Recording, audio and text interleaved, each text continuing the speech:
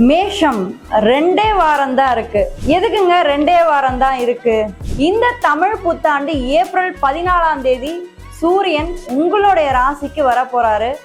அப்பத்துல இருந்தே பட்டாசு மாதிரி வெடிக்க போகுது உங்க வாழ்க்கை. ஏப்ரல் 14ஆம் தேதிக்கு அப்புறம் சூரியன் உங்களுடைய ராசியில உச்சமாறதுனால மேஷ ராசிக்கு மிகப்பெரிய ஒரு மாற்றம் நடந்து முடிஞ்ச விஷயங்கள் எப்பயுமே நம்ம மைண்ட் செட்ல வந்துகிட்டே இருக்கும். என்னடா இப்படி ஆயிடுச்சு நம்ம வாழ்க்கையில முன்னாடி போகவே முடியாதா, அப்படியே ஸ்டக் ஆகி ஒரே இடத்துல நின்றுவோமா?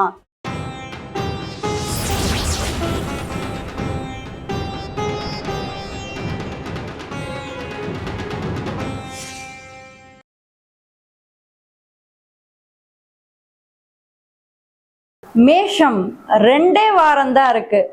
எதுக்குங்க 2 வாரம் தான் இருக்கு? ஏன்னா இந்த 2 வாரத்துல தமிழ் புத்தாண்டு வரப்போகுது. இந்த தமிழ் புத்தாண்டு ஏப்ரல் 14ஆம் தேதி சூரியன் உங்களுடைய ராசிக்கு வர போறாரு. அப்பத்துல இருந்தே பட்டாசு மாதிரி வெடிக்க போகுது உங்க வாழ்க்கை. உங்க துன்பங்கள் எல்லாமே விலகி வாழ்க்கையில நீங்க பட்ட கஷ்டத்துக்கும் துன்பத்துக்கும் துயரத்துக்கும் ஒரு விடிவு காலம் பிறக்க போறது இந்த ஏப்ரல் 14ஆம் தேதிக்கு அப்புறம். ஏன்னா மேஷராசியை பொறுத்த வரைக்கும் இது காலச்சக்கரத்துடைய முதல் ராசி. சோ காலச்சக்கரத்துடைய முதல் ராசி அப்படின் போது அது செவ்வாயோட ஆதிக்கம் பெற்ற ஒரு ராசியா வருது. அது மட்டும் இல்லாம இந்த ராசியோடைய அதிபதி செவ்வாயா இருக்கிறதுனால அவர் எப்பயுமே தைரியத்திற்கும் வாழ்க்கையில ஒரு போராட்டத்தையும் வெற்றியையும் கொடுக்கக்கூடியவர் தான் இந்த செவ்வாய் பகவான். சோ இந்த செவ்வாய் பகவான் பத்தி தான் நம்ம பார்க்க போறோம். அதுக்கு முன்னாடி நீங்க ருத்ரன் ஆஸ்ட்ரோ சேனலை இன்னும் சப்ஸ்கிரைப் பண்ணாமலே பார்த்துட்டு இருந்தீங்க அப்படின்னா மறக்காம சப்ஸ்கிரைப் பண்ணி வச்சுக்கோங்க. ஏன்னா உங்களுடைய ஒவ்வொரு ஆதரவும் எங்களுக்கு மிகவும் தேவை. மேஷராசி காலச்சக்கரத்துடைய முதல் ராசி. இப்போ இந்த ஏப்ரல் 14ஆம் தேதி பாத்தீங்கன்னா பராபர வருடம் அப்படின்னு சொல்லுவாங்க. இதுக்கு முன்னாடி இருந்தது விஸ்வாச வருடம். பட் இப்போ நடக்க போறது இந்த பராபர வருடம் மேஷராசிக்கு எந்தெந்த விஷயங்கள்ல உங்க வாழ்க்கையில நீங்க கஷ்டப்பட்டுட்டு இருந்தீங்க, இல்ல உங்க வாழ்க்கையில முடிவுகளை தவறா எடுத்திருந்தீங்கன்னா மேஷராசியை பொறுத்த வரைக்குமே என்னன்னா அவங்களுடைய முடிவுகளை அவங்களால எடுக்கவே முடியாது. அவங்க குடும்பத்தாரு தான் அவங்களுடைய முடிவுகள்ல எடுப்பாங்க. ஏன்னா அந்த ராசியோடைய 4ஆம் இடத்தோட அதிபதி சந்திரன் இல்லையா, அந்த இடத்துல இந்த செவ்வாய் நீச்சமாறதுனால அந்த குடும்பத்தாரோடைய அந்த இன்ஃப்ளூயன்ஸும் அந்த ஆதிக்கமும் எப்பயுமே இந்த மேஷராசிக்கு இருக்கும். ஸோ அடுத்தவங்களுக்காக வாழ்றதே ஒரு பெரிய ஒரு போர்க்களமா இருக்கு இந்த மேஷராசிக்கு.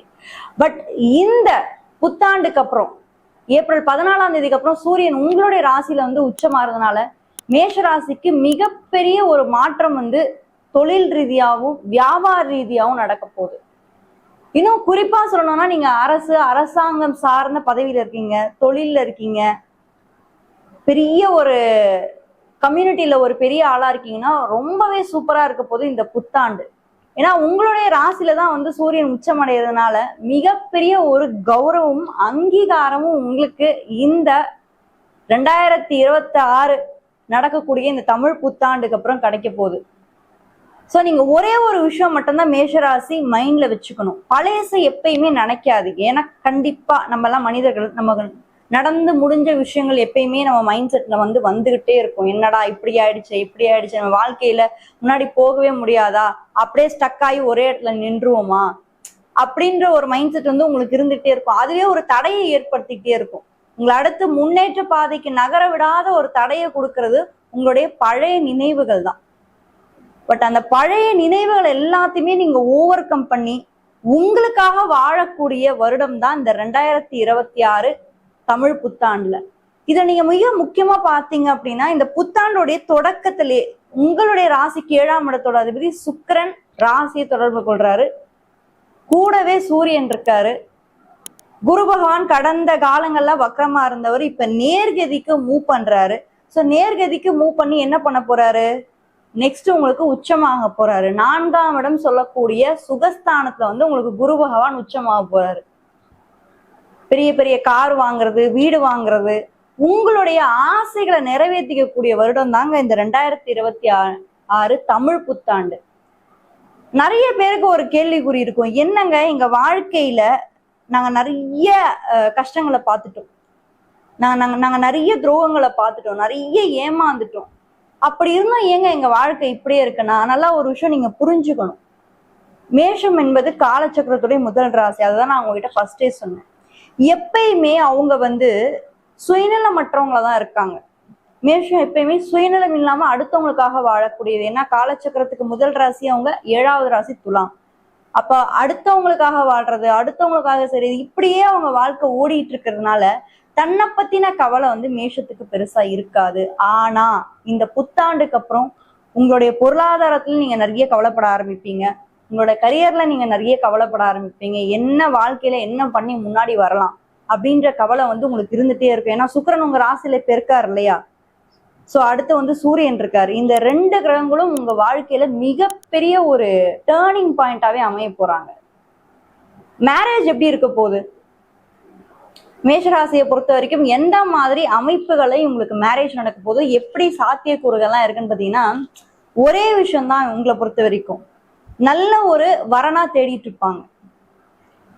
மேஷராசி எப்பயுமே என்னன்னா அந்த ஒரு இம்பார்ட்டன்ஸ் கொடுக்குது, ரிலேஷன்ஷிப்க்கு இம்பார்ட்டன்ஸ் கொடுக்குற ஒரு மிக முக்கியமான ஒரு ராசி மேஷம். ஏன்னா காலச்சக்கரத்துக்கு 7ஆம் வீடு சுக்கிரன்.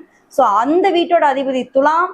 சோ துலாமோட அதிபதி சுக்கிரன் ராசியிலே உட்கார்ந்துருக்காரு. அப்போ ரிலேஷன்ஷிப்ஸ்க்கு ரொம்பவே இம்பார்ட்டன்ஸ் கொடுப்பாங்க. அதுக்கேத்த மாதிரி உங்களுக்கு வரன்களும் அமைய போது இந்த 2026. என் குழந்தைக்கு 10 வருஷமா கல்யாணம் ஆளுங்க, வரன் தேடிக்கிட்டே தான் இருக்கும். பெத்தவங்க உங்களுடைய கவலை எனக்கு புரியுது. கவலை இருக்காதா? கண்டிப்பா இருக்கும். ஆனா நீங்க கவலையே பட வேணாம். இந்த புத்தாண்டு உங்க வாழ்க்கையோடைய அடுத்த கட்ட வளர்ச்சிக்கு போகக்கூடிய ஒரு ஆண்டாதான் இருக்கும்ன்றதை நீங்க எப்பயுமே மறக்க கூடாது. குறிப்பா ஆண்களுக்கு. ஏன்னா ஆண்கள் தான் இல்ல நிறைய கஷ்டப்பட்டுட்டீங்க. ஆண்கள் தான் நிறைய கஷ்டம், இப்ப வரைக்கும் கஷ்டப்பட்டுட்டே தான் இருக்கீங்க. உங்களுடைய கஷ்டத்துக்கு ஒரு தீர்வு காணக்கூடிய வருடமா இந்த 2026 பார்த்துக்கோங்க. தொழில் ரீதியான மாற்றங்கள்லாம் வருமா? ஏன்னா இந்த மேஷம் வியாபார நுணுக்கத்தை அதிகமா இருக்கக்கூடிய ஒரு ராசி. நம்ம எல்லாரும் துலாம தான் பேசிட்டு இருக்கோம். துலாம் தான் வியாபாரம், வணிகம், வர்த்தகம். ஏன்னா சுக்கிரன் அந்த வீட்டுல அதிபதியா வராரு, சனி பகவான் அந்த வீட்டுல உச்சமாறாரு. ஆனாலும் மேஷ ராசியில இருக்கவங்க பாருங்களேன், அந்த ஒரு அதிகமான அந்த வியாபாரம் பண்ணக்கூடிய நுணுக்கங்கள்லாம் இவங்களுக்கு தெரியும். ஏன்னா இந்த ராசியோட அதிபதி செவ்வாய். அந்த செவ்வாய்க்கு தலைமை வகிக்கக்கூடிய ஒரு விஷயமும் தெரியும். அதே மாதிரி அந்த லீடர்ஷிப் குவாலிட்டிஸும் இருக்கும். அப்போ யார் யாருக்கு எந்தெந்த வேலையை கொடுக்கணும், யார் யாருக்கு என்னென்ன பண்ணணும், இந்த வேலையை இவங்களுக்கு கொடுத்தா கரெக்டா இருக்கும், இவங்க கரெக்டா செய்வாங்க அப்படின்ற மாதிரி ஒரு மாதிரி பகுத்தறிவோடு ஈடுபடுவாங்க. அப்போ தொழில் ரீதியான மிக முக்கியமான ஒரு திருப்பு முனையை கொடுக்க போறது இந்த 2026 அப்படின்றத நீங்க மறக்க கூடாது. இந்த 2026ல நீங்க பண்ண வேண்டிய ஒரே விஷயம், இந்த தமிழ் புத்தாண்டுக்கு அப்புறமா உங்க எண்ணங்கள்ல நீங்க கொஞ்சம் தெளிவா இருங்க. யாருடைய பேச்சையுமே கேட்க வேண்டாம். உங்க எண்ணங்கள்ல நீங்க எவ்வளவு தூரம் தெளிவா இருக்கீங்களோ அந்த அளவுக்கு உங்களோட வாழ்க்கையில பாருங்க முன்னேற்றத்தை மட்டும்தான் நீங்க அடைய போறீங்க.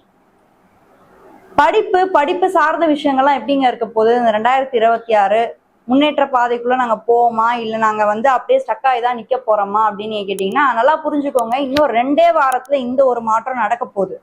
அது உங்க எல்லாருக்குமே தெரியும். ஏப்ரல் 14ஆம் தேதி நடக்க போகுது. அப்போ படிப்பு சார்ந்த விஷயங்கள் எல்லாத்துலயுமே நீங்க ஒரு முக்கியத்துவம் கண்டிப்பா கொடுப்பீங்க. ஏன்னா உங்க ராசிக்கு 9ஆம் இடத்தோட அதிபதி யாரு? குரு.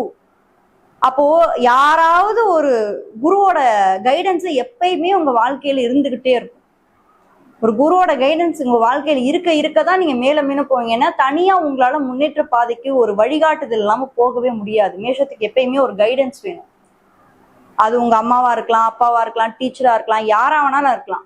அந்த ஒரு கைடன்ஸ் நீங்க எடுத்துக்கும் போது பாருங்க, உங்களுடைய வாழ்க்கையில பல சிறப்பு வாய்ந்த திருப்பு முனைகள் கண்டிப்பான முறையில ஏற்படும். அதுவும் இந்த தமிழ் புத்தாண்டுக்கு அப்புறம் நீங்க பார்க்கதான் போறீங்க. நீங்களே சொல்ல போறீங்க கமெண்ட் செக்ஷன்ல, பரவாயில்லங்க, இதுக்கு முன்னாடி எங்களுக்கு பட்ட கஷ்டத்துக்கு இது எவ்வளவோ பரவாயில்ல, எங்க வாழ்க்கையில நிறைய ஒரு சேஞ்சஸ் நடந்துச்சு, நல்லா இருக்கு அப்படின்ற மாதிரி கண்டிப்பா நீங்க கமெண்ட் செக்ஷன்ல சொல்லுவீங்க.